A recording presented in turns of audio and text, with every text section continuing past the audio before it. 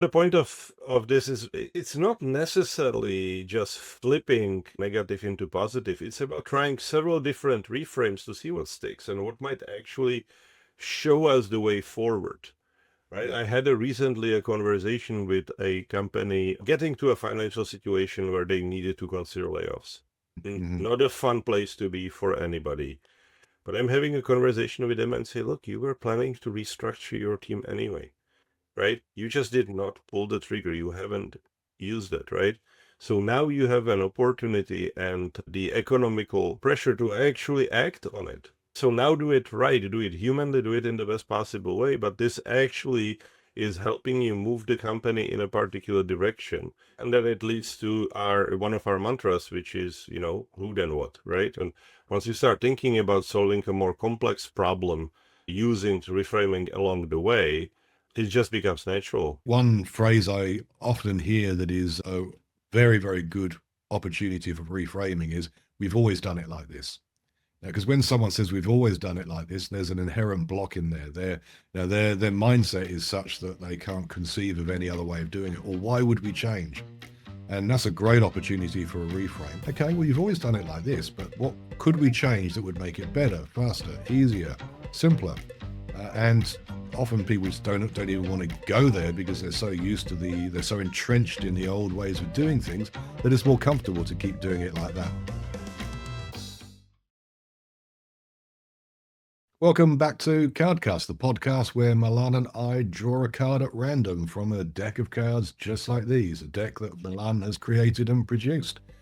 We draw them at random, let's shuffle the cards and see what pops out today.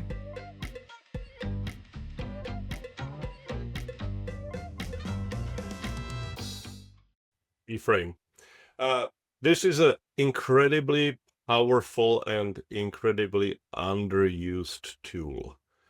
So imagine a sentence that makes you feel uneasy, right? Like we can't do this is a typical one, right? What if we start thinking about the same topic in slightly different way? We just rewire our brain for a second and we say, oh, wait a minute. Don't say we can't do that, because that has a whole bunch of hidden assumptions behind it. Let's test those assumptions immediately by saying, what would need to be true in order for this to be possible, or in order for us to be able to do this, right? Yeah, so we're looking at it from a different perspective. Yeah, reframe. Like really, just looking at it from a different piece, and it's brings the whole team into a positive state of mind, into a creative rather than defensive. Right, like it's like a rule in brainstorming. First, you throw the things on without being critical to them, and then you start taking them apart. And again, the reframing could be a very, very strong tool to get unstuck when you are looking at a problem, or when you feel like, okay, this is actually a disadvantage of some kind. From what perspective is this actually advantage, and can we adopt that perspective, or can we work with that? One story I heard was of the island of Mauritius, which was, I believe, their tourist, and I think it did. I actually went to a course on reframing a long time ago. It was a small workshop. It was actually quite funny. So this example that I couldn't find origins of the use was the island of Mauritius. That they were like, oh, we are such a small island. We have so little land, but we have a lot of ocean. What can we do with that? Right? Just think about how that's changed the brain and say, okay, that this is our resource. And you can use a similar analogy with Taiwan, that started looking at, okay, we don't have any natural resources. Well, wait a minute, we have our population. What if we start thinking about it as a resource? What would it mean? How do we invest into it? And they went the education route and all those things, and now they make a majority of the high-end chips in the world because of this multi-decade Yeah. adoption of a different thinking about what the limitations and opportunities are. Yeah, so rather than framing something as a final, it can't be done. Look at it from a different perspective. Look at it from a more optimistic viewpoint. What is a constraint that you could remove that would make the negative statement at the beginning irrelevant? looking at it Yeah. from a different perspective. Absolutely, absolutely. Because this is a big thing in NLP as well. Reframing is a big part of neurolinguistic. I'll say it's easier for me to say. I'll say it again. Neuralistic. Why can't I say that word right now? Anyway, NLP. That's what I'm talking about. You all know what NLP is. Yeah, I have absolutely no way of pronouncing it right now without embarrassing myself. So yeah, NLP sounds good. Mm, yeah. And we don't mean natural language processing. We mean the other one. No, indeed, indeed. Uh, Neurolinguistic. That's the one. yeah, Neurolinguistic. That's the one. Yep. Yep. yeah. So the point of this is it's not necessarily just flipping, negative into positive. It's about trying several different reframes to see what sticks and what might actually show us the way forward. Right? Yep. I had recently a conversation with a company, getting to a financial situation where they needed to consider layoffs. Right? Mm-hmm, mm-hmm. Not a fun place to be for anybody. But I'm having a conversation with them and say, look, you were planning to restructure your team anyway, right? You just did not pull the trigger. You haven't used it, right? So now you have an opportunity and the economical, pressure to actually act on it, right? So now do it right, do it humanly, do it in the best possible way. But this actually is helping you move the company in a particular direction. Just make sure that when you are actually doing this, you're doing it the right way and Yeah. with the right people.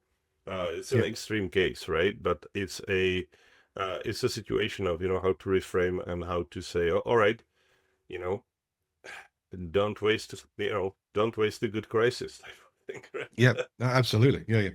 So maybe throwing in a couple of examples, I don't know how to do this or I can't do this. You could reframe that as well.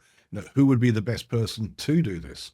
Who else could do this in a way where I can leverage their expertise, their skills, their brains, so that we get a better outcome. Because if I can't do it, then well, maybe someone else is better off doing it. Yeah, and then it leads to our one of our mantras, which is, who then what, right? Or Yeah. Mm. who not how, to go back to Yeah. Dan Sullivan and Dr. Benjamin Hardy. There is a precise example or very, very good example of a reframing is to say, okay, I don't know how. Well, how can AI help me? How Yeah. can somebody else help me? Who would that be? Who would be the best person in the world to do this in order for us to move forward? And once you start thinking about solving a more complex problem using reframing along the way, it just becomes natural, right? And Yeah. you can start building a very, very complex initially presumably almost impossible goal, right, to reference our card Yeah. to a point of okay, it just consists of a lot of what ifs, and then Yeah. which one of them do we have in control and what we can do about that. Yeah. Yeah, Yeah. that won't work is a very blank statement, isn't it? There's a you can then reframe that by saying, well, would it work if, or if we change this, would it then work? And just reframing it in different ways. Yeah, it's the same thing. Like every time I hear we can't do this because of ABC, I stop them in their track and say, no, no, no, think about it the other way. Tell me Mm, what would have to be true in order for this to work. Right? It's we might come to the same conclusion that it's not realistic or whatever that is yeah, under the given circumstances, but it's a much healthier and much more productive way of thinking about it than shutting it down. yeah, It's the same principle as saying, yes and instead of no but.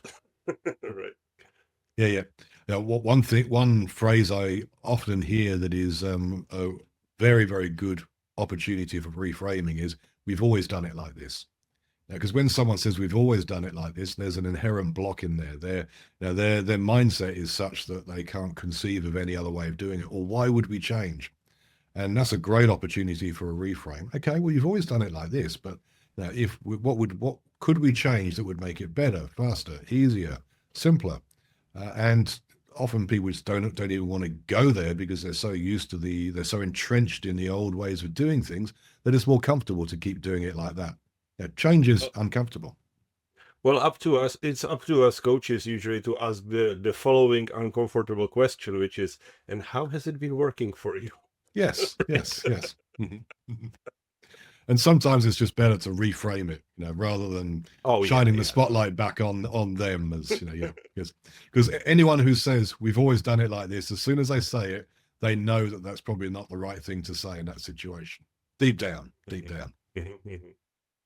So, another example just came to mind. At the conference, I met a construction company from one of the Caribbean islands. Because if I say which island, people could probably track which company it was, because those islands are fairly small. Sure. And they're basically saying, look, we are in this very interesting environment, but there isn't, the labor is not available, and it's not just our problem. It's it's the competition as well.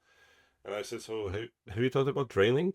I was like, hey, right? And they seriously consider, and I lost touch with them, so I didn't know where it go. But during the thing, during our session, they were literally making notes and say, okay, so how can we actually build a training program as an addition to our business, which then gives us access to the best talent, right? Because we get to pick from the crop, and at the same time, increases our brand awareness for quality. And if we train the others, we probably know what we're doing, right?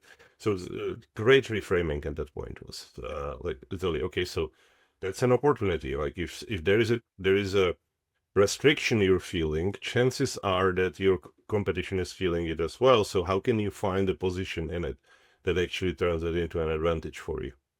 Yep. And you also take those trained people out of the talent pool from your competitors. Yeah, absolutely. It's a great strategic move. Yeah. Mm-hmm. Yeah. I think that and especially with the limited population and limited talent pool in the first place, this could make a massive difference. Mm-hmm. Right? You can literally deny a critical resource to your competition. Mm-hmm. So, Sun Tzu would agree. Yeah. So when we were discussing this one before we pressed record, you mentioned making constraints beautiful. Tell me more about that. Oh, well, actually, when you mentioned the word constraint, I almost interrupted you because the book Beautiful Constraint came to mind, right? Which is literally this, like, okay, how can we use this constraint to sharpen our thinking, to allow us to focus? We talked about this in the Impossible Goal episode, right? Yeah. And I think that there are probably, this pattern repeats itself, quite often. So again, we're looking at a particular constraint and say, okay, is it a constraint that somebody else is facing? Is there an opportunity in there? What would happen if we remove the constraint? Is there an opportunity in removal of the constraint in the first place? And so on and so on. And again, the book Beautiful Constraint really takes this into pretty extensive detail. There's another book I haven't read. I better add that to the book list. Yeah. Well, there is a bookshelf on the website, right? If you haven't read everything from there, I would highly recommend that, especially to you. But I'm sure there's a lot of books that you read and I haven't. Oh, by the way, your book is on that bookshelf too. Okay, awesome. Always good to see. Yep. So constraints, they often block companies, and reframing is a really useful, very, very simple tool that'll help you remove some of those constraints, if you can reframe it in a way that's a solution or an answer pops out. It's a simple tool, well worth using.